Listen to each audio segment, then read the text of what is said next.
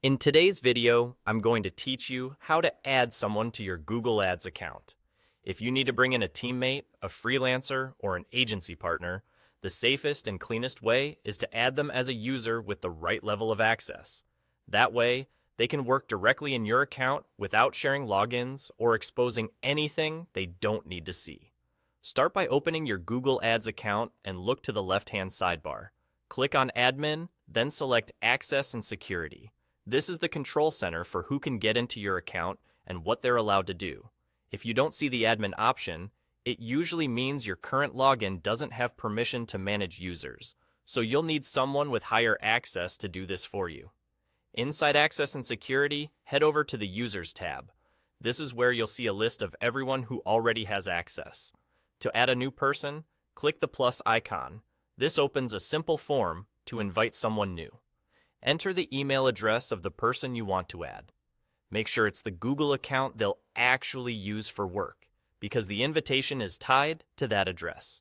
Next, set an access expiration if you want their access to end automatically on a specific date. This is especially useful for short-term collaborations or trials, so you don't have to remember to remove access later.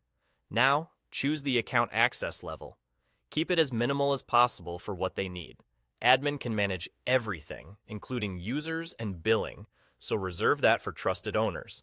Standard lets someone create and edit campaigns without changing user access.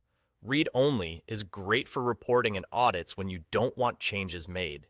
Billing or email only roles are more limited for specific needs. Picking the right level protects your data and your budget. Once you've filled it out, you're all set. The person you added will receive an email invitation to join your account. Until they accept, their status may show as pending. You can come back to the same Users tab anytime to review who has access, adjust roles, or remove access if a project ends. And there you go. You've added someone to your Google Ads account safely and efficiently, with clarity on where to go, what each setting means, and how to keep control.